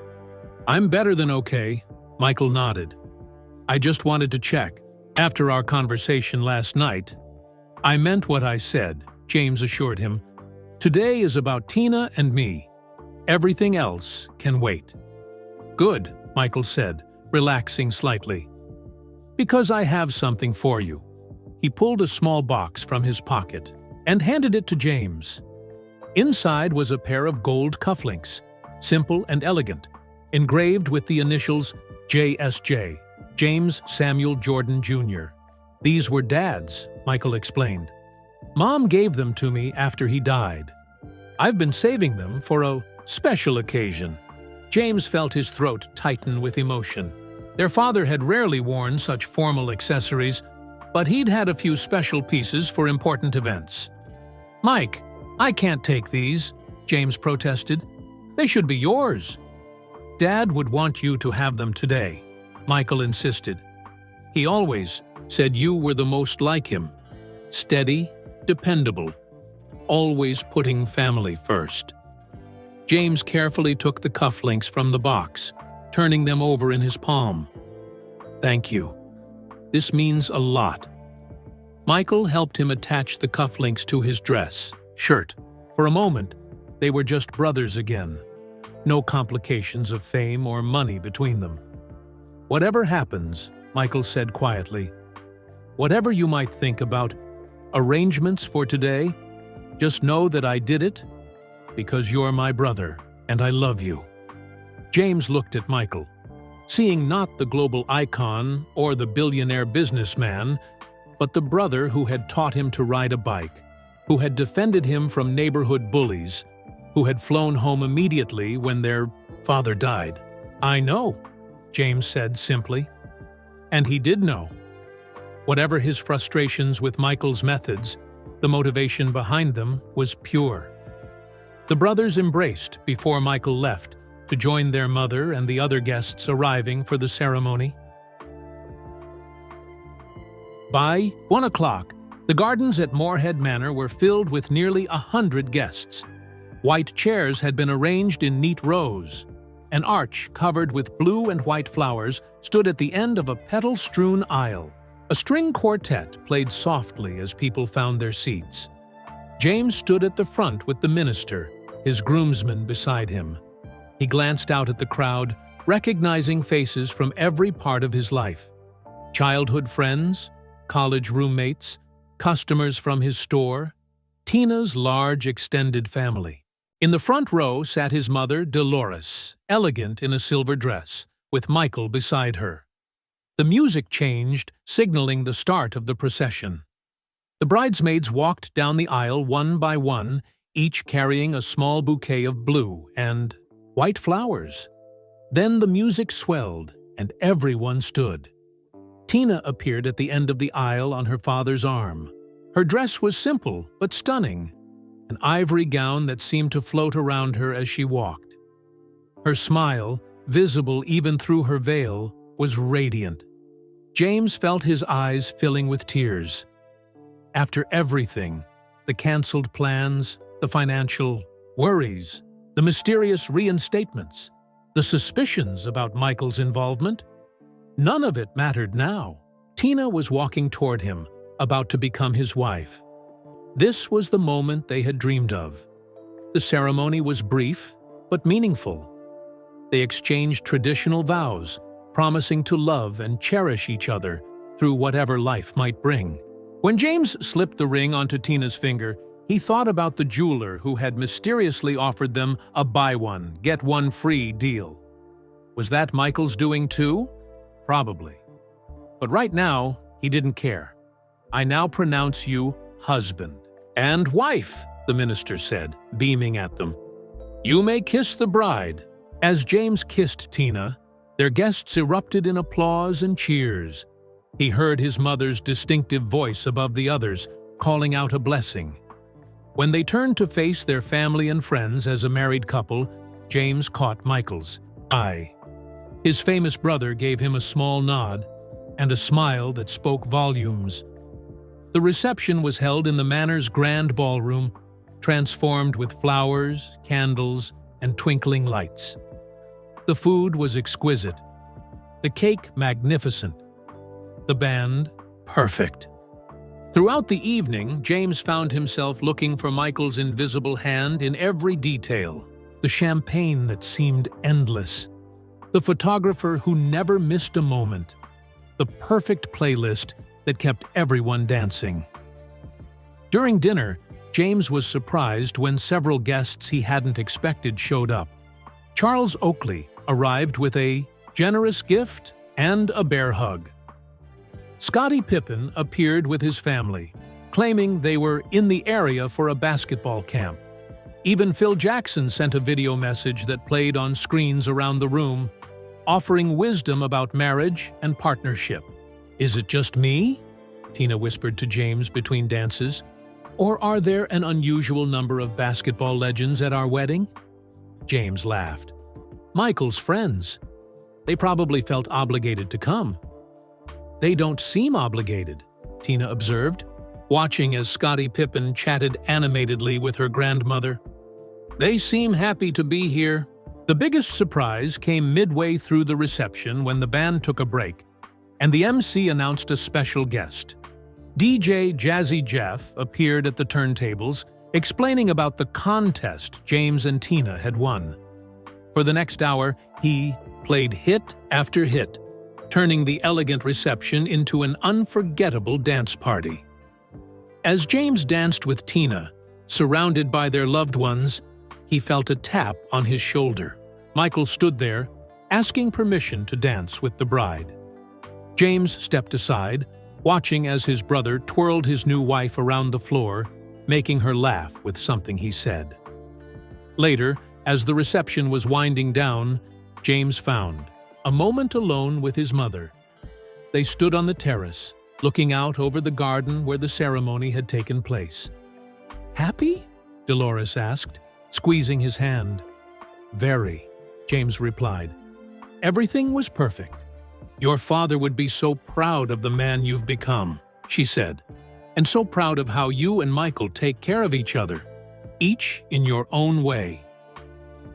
James thought about this as he watched guests beginning to leave, hugging Tina and congratulating them both. His way of taking care of people was direct, straightforward. Michael's way was more complicated, more dramatic perhaps, but equally well-intentioned. As the last guests departed, James found himself standing with Tina and Michael on the front steps of the manor. "Thank you for coming," James said formally, to his brother, maintaining the preteens for Tina's sake, though she clearly knew the truth by now. "Wouldn't have missed it for the world," Michael replied. "By the way, there's a car coming to take you to the hotel. Your bags are already packed for Barbados tomorrow." "How did you know about Barbados?" Tina asked innocently, playing along. Michael winked at her. "Just a guess. You two have a wonderful honeymoon." As promised, a sleek black car pulled up minutes later. The driver loaded their small overnight bags for the hotel while explaining that their luggage for Barbados was being handled separately. Before they got in the car, James pulled Michael into one last hug. "We still need to talk," he whispered, in his brother's ear. "I know," Michael whispered back. "When you return. For now, just enjoy." As the car pulled away, Tina leaned her head on James's shoulder. "That was the most perfect day," she said softly. "It was," James agreed, thinking of his father's cufflinks, his mother's smile, his brother's elaborate scheme to make it all happen. Absolutely perfect. The day after the wedding, close family gathered for a farewell brunch at the hotel before James and Tina left for their honeymoon. The newlyweds arrived to find a private dining room decorated with flowers matching their wedding colors. A buffet of southern breakfast favorites stretched along one wall, and mimosas were already being served. James noticed his mother deep in conversation with Michael in one corner. They stopped talking when they saw him, both smiling a little, too innocently. More secrets, James thought, but he couldn't bring himself to be upset. Not today. "There's the happy couple," Rosalind called out, hurrying over to hug them both. "How does it feel to be married?" "Wonderful," Tina answered, her face glowing with happiness. "I still can't believe how perfect yesterday was." "Everything came together nicely," Rosalind agreed, carefully avoiding her brother's knowing look. Throughout the meal, James observed his family interacting with Tina's parents and siblings. His mother had taken Tina's mom under her wing, showing her family photos on her phone. Michael was charming Tina's teenage cousins, who could barely contain their excitement at meeting the legendary basketball star. It was strange seeing these two worlds merge, his famous family and Tina's ordinary one. Yet they fit together naturally, laughing and sharing stories as if they'd known each other for years. Midway through the brunch, Michael stood and tapped his glass with a spoon. The room fell silent. "I'd like to make another toast to the newlyweds," he announced. "I said some words last night about family and how important it is. Today, I want to talk about something else. Grace." James tensed slightly. Was Michael about to reveal his involvement in the wedding? "When I think about my brother James," Michael continued, "the word that comes to mind is grace. Not the flashy kind that gets attention, but the quiet kind that holds families together." Michael turned to look directly at James. "Little brother, you've shown grace in so many ways through the years. Grace when our father died and our family was hurting. Grace when my fame put our whole family in the spotlight. Grace when life threw challenges your way." James felt Tina squeeze his hand under the table. "Most people only know one Jordan," Michael said, his voice growing softer. "But our family knows that there are many kinds of strength, many kinds of success. James, you measure success not by trophies or money, but by how you treat people and how you build a life of integrity." The room was completely silent now. Everyone focused on Michael's words. Yesterday, you and Tina began a new chapter. I've never seen you happier, and that makes all of us happy too. Michael raised his glass higher. To James and Tina, may your marriage be blessed with love, honesty, and the special grace that James has always shown to others. To James and Tina, everyone echoed, raising their glasses. As people returned to their conversations, James made his way to Michael's side. That was quite a speech, James said quietly. Michael smiled. I meant every word. Was that your way of apologizing for the secret wedding planning? James asked, keeping his voice light. That depends, Michael replied. Do I need to apologize? Before James could answer, the hotel manager approached them. Mr. and Mrs. Jordan, your car is ready whenever you'd like to leave for the airport. The rest of the brunch became a flurry of goodbyes and well wishes. Tina's parents hugged them both, her mother wiping away tears. Dolores held James for a long moment, whispering how proud his father would be. Roslyn made them promise to call. When they arrived in Barbados, finally, it was Michael's turn. The brothers embraced, clapping each other on the back. Enjoy Barbados, Michael said. The resort has your information. Everything's taken care of. Of course it is, James replied with a small smile. We'll talk when I get back. I'll be here, Michael promised. As they walked to the car, luggage already loaded by hotel staff, Tina leaned close to James. Your brother really loves you, you know. All that secret planning, it came from a good place. James nodded slowly. I know. It's complicated between us. Always has been. But at the end of the day, we're brothers. The driver held the door open for them. Before getting in, James looked back at the hotel entrance where his family stood, waving. Michael was in the center, his arm around their mother's shoulders, watching them with a smile that held a hint of uncertainty. James raised his hand in a final wave, a silent message passing between the brothers. Whatever needed to be said could wait until they returned.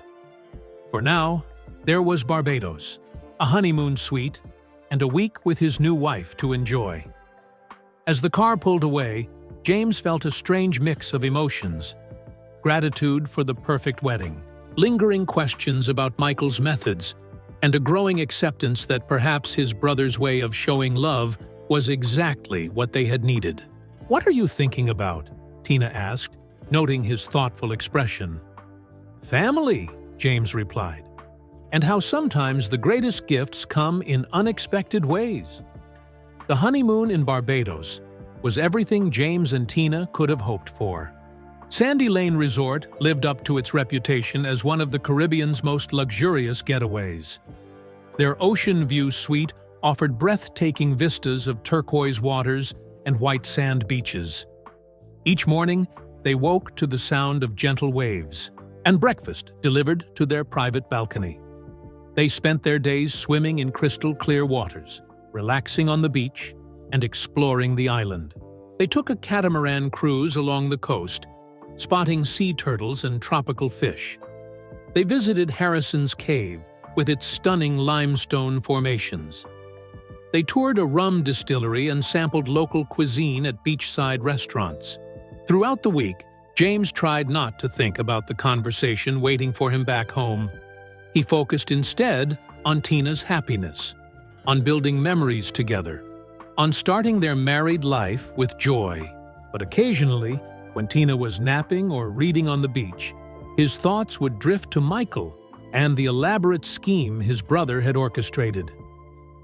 On their last night in Barbados, James and Tina returned to their suite after dinner to find a bottle of champagne and a small envelope on the coffee table. "What's this?" Tina asked, picking up the envelope. James opened it to find a note written in familiar handwriting. "Hope you enjoyed your stay. Remember what Dad always said? Family first. See you soon. MJ." "Your brother?" Tina guessed, reading over his shoulder. James nodded, setting the note aside. Even here, he's one step ahead. Does it bother you? Tina asked carefully. All he did for the wedding? For this honeymoon? James considered the question. A week ago, his pride had been wounded, his independence threatened. But the days in paradise with Tina had given him perspective. Not as much as it did, he admitted. I still want to know why he couldn't just be straightforward about helping us. But I'm starting to understand it wasn't about control or showing off. It was his way of showing love. The next day, they flew back to Charlotte, arriving home in the early evening. A car was waiting for them at the airport, another arrangement courtesy of Michael, no doubt. As they rode toward their house, James saw a familiar black SUV parked in their driveway.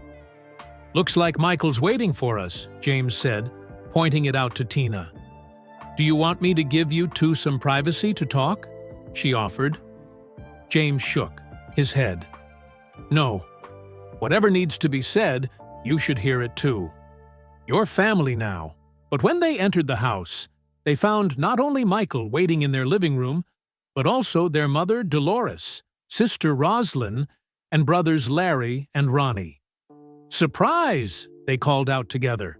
Welcome home! The living room had been decorated with welcome home and congratulations banners. Food was laid out on the dining table, and someone had arranged their wedding photos in a beautiful album. Tina immediately went to hug everyone while James stood in the doorway, taking in the scene. His entire family had gathered to welcome them home. Despite his resolve to have a serious talk with Michael, he couldn't help smiling. Come in, Dolores urged, pulling James into the room. Tell us all about Barbados. For the next hour, James and Tina shared stories from their honeymoon while everyone ate and drank and laughed together. Michael was quieter than usual, James noticed, watching from the edge of the group instead of commanding attention as he typically did. Eventually, as the evening wore on, family members began to leave. Roslyn had a long drive back to Wilmington. Larry and Ronnie had work early. The next morning, Dolores was staying with Roslyn and needed to get on the road. Soon, only Michael remained, helping Tina clear away the food while James carried their luggage to the bedroom. When James returned to the living room, he found Michael sitting alone, on the couch, holding an envelope. Tina went to take a shower, Michael explained. Said we should talk.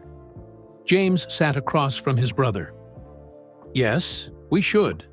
Michael handed him the envelope. First, you should see this.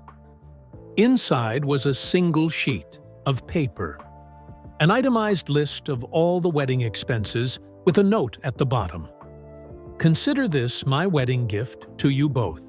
No strings attached, no expectations, just love from your brother. James scanned the list, his eyes widening at the total. The venue, catering, flowers, music, photography, transportation, attire, honeymoon, everything had been covered. The amount was substantial, even for someone of Michael's wealth. Mike, this is too much, James said, looking up from the paper. It's what I wanted to do, Michael replied simply. But I know you're upset about how I did it. Not upset exactly, James clarified. Just confused. Why all the secrecy? The elaborate schemes? Why not just offer to help directly? Michael leaned forward, his hands clasped between his knees. Would you have accepted if I had? The question hung in the air between them. James wanted to say yes, of course he would have accepted help offered openly and honestly. But would he? His pride had always been as strong as Michael's competitive spirit. I don't know, James admitted finally. Maybe not. Michael nodded, as if this confirmed what he already knew. That's why. I wanted to give you and Tina the wedding you deserved. but I knew you'd struggle with accepting that kind of help. So I found another way. By manipulating vendors and creating fake contests and discounts? James challenged. By making me think it was all just lucky coincidences? I wouldn't call it manipulation, Michael defended. I made arrangements. I used my connections. I pulled some strings. But every vendor was fairly compensated. More than fairly, actually. James stood up and paced the room, processing his feelings. It's not about the money, Mike. It's about respect. Did you think I couldn't handle knowing the truth? That I'm so fragile I needed to be protected from your generosity? Michael was quiet for a long moment. Maybe I was wrong, he conceded finally. Maybe I should have just offered directly and respected whatever decision you made. But I was afraid. You? Afraid? James stopped pacing. Of what? Of you saying no, Michael admitted. Of you and Tina not having the wedding you deserved because of pride, yours or mine. Of missing the chance to do something meaningful for my little brother. The honesty in Michael's voice caught James off guard. The great Michael Jordan, afraid of rejection from his own brother? It seemed impossible, yet the vulnerability in Michael's eyes told James it was true. When Dad died, Michael continued softly, I made a promise to myself that I would look out for all of you. Mom, Roslyn, Larry, Ronnie, and especially you, since you were the youngest. I haven't always done that well. I've been busy with basketball, with business, with my own life. This wedding felt like a chance to fulfill that promise. James sat back down, the anger draining from him. You have looked out for us, Mike. Maybe not in obvious ways, but you've always been there when it really mattered. Not enough, Michael insisted. Not like Dad would have been. The mention of their father shifted something in the room. James thought of the cufflinks he'd worn at the wedding, of the values James Sr. had instilled in all his children.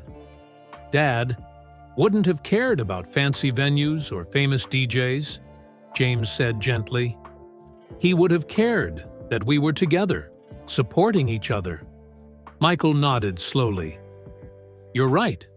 So, are we okay? Can you forgive the way I went about this?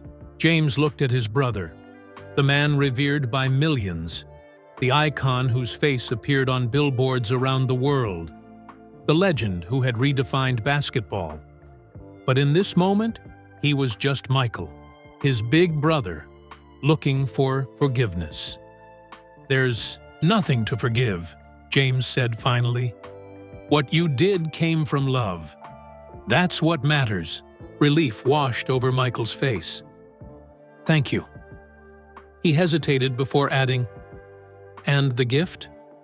Will you accept it? James smiled. With gratitude. It gave Tina the day she deserved. That's a gift I could never repay. The brothers embraced. Decades of complicated emotions flowing between them. Admiration, envy, love, respect, and now, a new understanding. When they separated, Michael looked lighter somehow, as if a weight had been lifted. I should go, he said, standing. Let you two settle back in. At the door, Michael turned back one last time. You know, for what it's worth, I think you got the better end of the deal. How's that? James asked. Michael smiled. You found Tina. All I found was fame. After his brother left, James stood in the quiet house, thinking about the conversation and the revelation of Michael's true motives. Not control or showing off, but love and a promise to their father. Sometimes, James realized, the greatest gifts really did come in unexpected ways. 6 months passed quickly. James and Tina settled into married life, dividing their time between work and creating a home together. James's store was doing better than ever, partly due to a feature in a local business magazine that had mysteriously appeared shortly after the wedding. Tina had been promoted to lead kindergarten teacher at her school, a position she had worked toward for years. Their relationship with Michael had grown stronger since their heart-to-heart conversation. The brothers spoke more regularly, now with fewer awkward silences and more genuine connection. Michael had even visited Charlotte twice, stopping by the store to chat with customers and help James organize a youth basketball clinic for neighborhood kids. In December, Dolores invited the entire family to Chicago for a reunion at Michael's home. It would be their first Christmas gathering since the wedding, and everyone was looking forward to it. When James and Tina arrived at Michael's massive lakefront estate, they were greeted by holiday decorations that transformed the usually sleek modern home into a warm, festive retreat.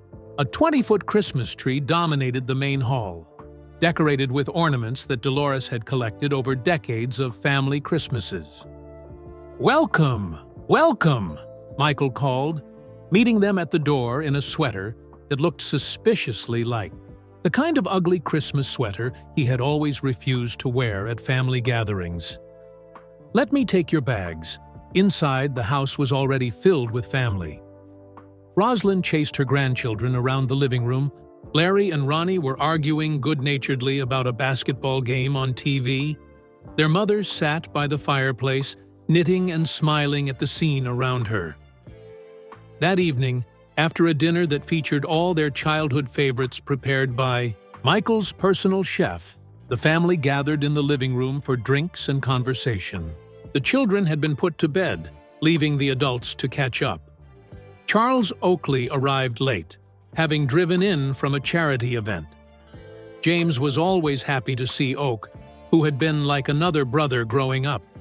"Sorry I'm late," Oakley announced, carrying a gift bag that clinked with bottles. "Traffic was terrible, but I brought the good stuff to make up for it." He began pouring drinks for everyone, mixing a special cocktail he claimed was his own recipe. Several glasses in, Oakley became more animated, telling stories about the old Bulls days and making everyone laugh with his impersonations of former teammates. "Remember that time in Phoenix," he said to Michael, "when you and Scotty organized that surprise birthday party for Phil during the finals? Man, that was something." Michael nodded, smiling at the memory. Phil never saw it coming. Just like James never saw the wedding rescue mission coming, the room suddenly fell silent. James froze with his glass halfway to his lips. "Wedding rescue mission?" Tina asked innocently, though she already knew the truth. Oakley's face dropped as he realized what he'd said. He looked nervously between Michael and James.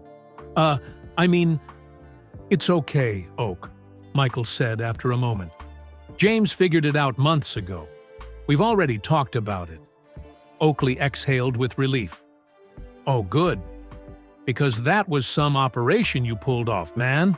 All those vendors, the coincidences, the special deals. I've never seen anything like it." Seeing that the secret was now fully in the open, Michael laughed. "It wasn't just me. Oak helped. So did Scotty, Ahmad, Phil, and about a dozen others." Rosalind raised her glass. "Don't forget me. I was the intelligence operative, getting all the wedding details from James without him suspecting." "Wait," James interrupted, looking around the room. "Just how many people were involved in this scheme?" "Pretty much everyone in this room," Larry admitted. "Plus a bunch of Michael's friends from basketball and business. Even I knew," Dolores confessed from her seat by the fire. "Though I only found out after things were already in motion." James shook his head in disbelief. "So everyone knew except me and Tina?" "Actually," Tina said softly, squeezing his hand, "I figured it out pretty early. Remember when the dress shop called about finding my exact dress on sale? The owner is my cousin's best friend, She told me what was really happening. James turned to his wife, surprised. You knew? All this time? Tina nodded. I wanted to tell you, but I could see how much it meant to Michael to help us this way. And I knew you'd work it out eventually. James looked around the room at his family. All of them in on the secret. All of them working together to give him and Tina the wedding of their dreams.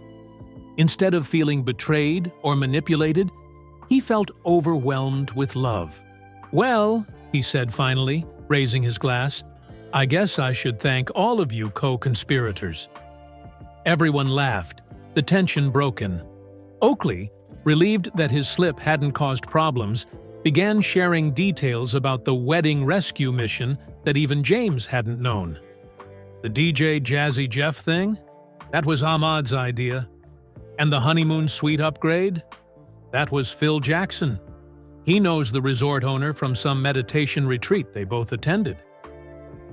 As the stories flowed, James learned just how extensive Michael's plan had been, how many people had contributed, how much care had gone into every detail.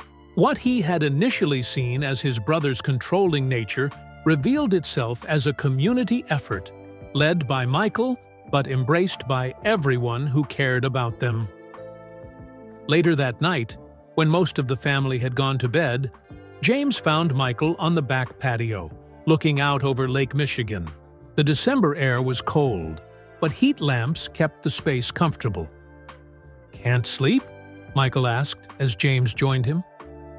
"Just thinking," James replied, "about everything I learned tonight, about how many people were involved in our wedding." "Are you angry?" James shook his head. "No, amazed, actually, that you could organize all that, that so many people would help, that Tina knew and kept the secret." "She's a good one," Michael said. "Knew it the first time I met her." They stood in comfortable silence for a while, watching the moonlight on the lake. "You know," James said eventually, "for someone who made a career out of being in the spotlight, you did a pretty good job of staying in the background for once." Michael laughed. "It wasn't easy, especially the day you almost saw me at Moorhead." "Manor, that was you in the SUV?" James asked. "I knew it." The brothers laughed together, the sound carrying across the quiet water. "Thank you," James said sincerely, "not just for the wedding, but for bringing the family together like this. For remembering what Dad taught us about family coming first." Michael nodded, his eyes reflecting the same gratitude. "Always, little brother. Always." That was the end of this heartwarming story about Michael Jordan's behind-the-scenes efforts to help his brother James have the perfect wedding. Where are you listening from today? I'd love to know which part of the world this story has reached. If you enjoyed this tale of family bonds and quiet generosity, please like this video and subscribe to the channel for more touching stories like this one. Your support helps us create more content that celebrates kindness, family connections, and the different ways we show love to those who matter most. Don't forget to share this video with your friends and family. Spreading stories of kindness and generosity can inspire others to look for ways to help their loved ones, even if it means staying in the background sometimes. Every share helps build awareness that sometimes the greatest gifts are the ones given without expecting recognition. Thank you for listening, and we hope to bring you another inspiring story soon.